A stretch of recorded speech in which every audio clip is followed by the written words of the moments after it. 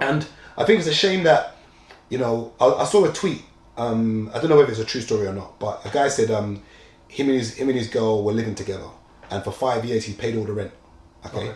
And then she broke up with him, and then within 6 months later she bought a house. Yeah. Now because he had paid all the rent, he didn't have any savings, but because she was able to save her money, she was.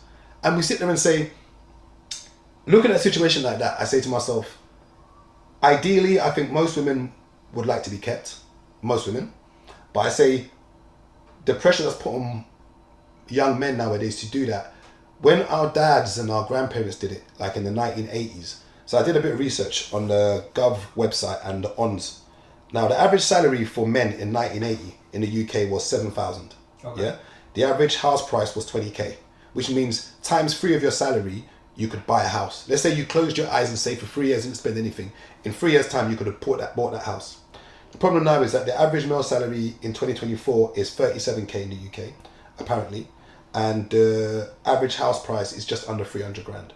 So you're now on a times 9, times 10 scale. Like, things have changed. Like, the average guy cannot afford for you to live at home freely. Like, it's not fair. He just can't afford it.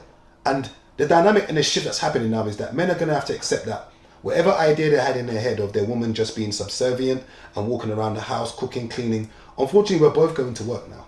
We both work. We're both doing the same hours. And I don't know whether men are ready for that shift and whether women are, because some women are out earning men. And I don't know whether men are ready for that shift or women are, where a woman comes home and she's a breadwinner. And maybe because she's the boss at work, does she now have to take off her hat at home and no longer be the boss? Bearing in mind that, does a man feel emasculated? Like, I don't know.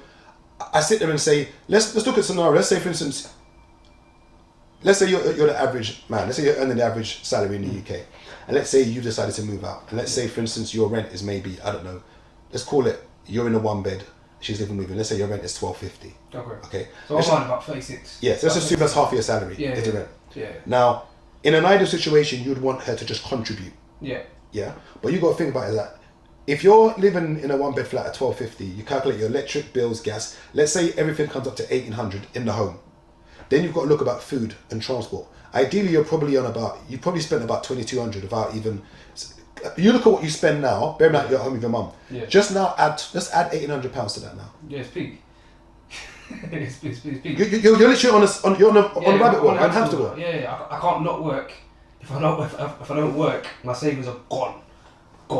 And that's what the average male salary is. Because we look at social media, we think that everyone's living this fantastic life. No. When you sit down to the nitty gritty, I know it depends about your circle. Because one could argue that, there's sometimes somebody might say 100k salary, that's light, that's nothing. That's to their circle. Maybe they're not looking outside of the bubble. So in their circle, that's light work. Like, I've got friends who are maybe on 200 grand a year. So if they was on 100k, they would probably fall down and bang their head. In the same way, someone said that if Bill Gates woke up with Oprah's money, he'll probably jump off a cliff. Do you get, like, everything is relative. It's relative to how it goes. Now, is it fair for any person to be in a situation and live with somebody and think they can just live there? Like that guy, I don't know if it was a real tweet or not, but he claims that they lived together for 5 years. She saved the money and bought a house, and he didn't because he was paying everything. And a lot of women see this as fine. Yeah. And I don't know whether or not us men can deal with that dynamic. People talk about, and I like to always refer things back to money, because I think a lot of the issues we have and a lot of stress we have in our life, it rolls around finances. We go to work. We're bought for 40 hours a week. Yeah. Do you think it's more expensive to be a man in today's by far. Yeah. By far. And it's because of what we're spending. Like, when you look at what your salary is and look at how much is going towards your rent, just look at what goes towards your rent. For most people, half their salary is gone just on rent. If you're earning 40k a year, you take away your NI, this and that, you're probably left with about 2.4. So if you calculate half of that, so to have a 1 bed in zone 5 is about 12.50. That's just on rent. Half of your salary is gone on rent, and it wasn't like this back in the day. Half your salary wasn't cut on your rent.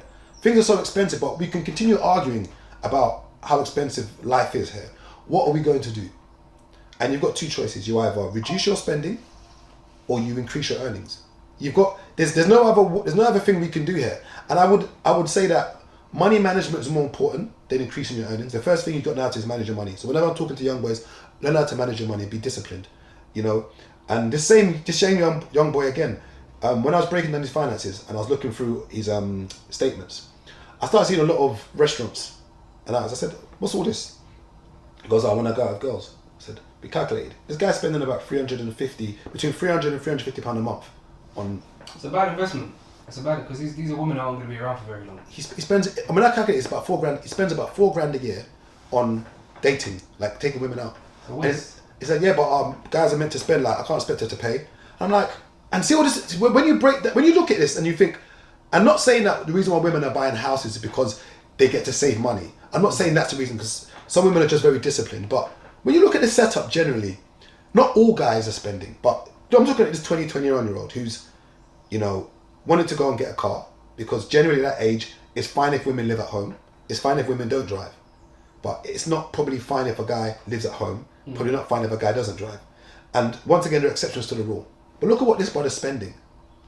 He's spending £300 a month. And once again, he could go to the museum, go to the walk on the plaza, like you can walk on the pier, you can say that you don't need to spend on dates, which you generally don't, because it's about getting to know each other. But in this society, in this place we're in, once again, you shouldn't let peer pressure get to you. But unfortunately, at 2021, it will. It happened to all of us. He's spunking about £300 a month. Yeah, it's a waste. It's a massive waste. But I don't. What do you tell him? And once again, I said to him, I'm not your financial advisor, but we've all, and sometimes we have to go through it to understand it. And I've gone through it. You know, I've gone through that era where, you know, and the funny thing is that if you have to peacock and do so much to get this woman's attention and have to break your back financially, I wonder how much of that interest is genuine and how much of it is. It's not. You're paying for it. You might as well go to the beat house and pay £40. Yeah, and I think that's what it is. You ain't directly paying for. And it's hard because, you know, I'm at a point now where, you know, I'm halfway through it. They say the average man in the UK dies at 82, 83. I'm almost halfway there. I've done half of my time already, and I'm sitting there now, and all that's in my head now is, I don't want to be 60 and be that man outside the bookies. Do you feel old mentally? I'll tell you when I feel old is when I go on holiday and maybe I'm at the beach or by the pool and I'm seeing young boys at the poolside and they're doing hey, and I'm sitting there like rotted, like I'm in the same, should I be here? Yeah. Or when I go to like a rave, which is not, or a bar or a club which is not over 30s, it's not like a rave that says over 30s, and I'm in there and I'm like, like man's uncle, like what am I doing here? That's when I feel old. Okay. Sometimes it takes me about 10 seconds to get out of bed. Like I've got to motivate myself. My joints and my elbows and my knees are not working to its best. Sometimes you've got to spray a bit of WD-40. So that's when I feel old. Or when I'm relatively fit, so I can jog for a good, say, 20 minutes and I'm fine. So I would say I'm all right.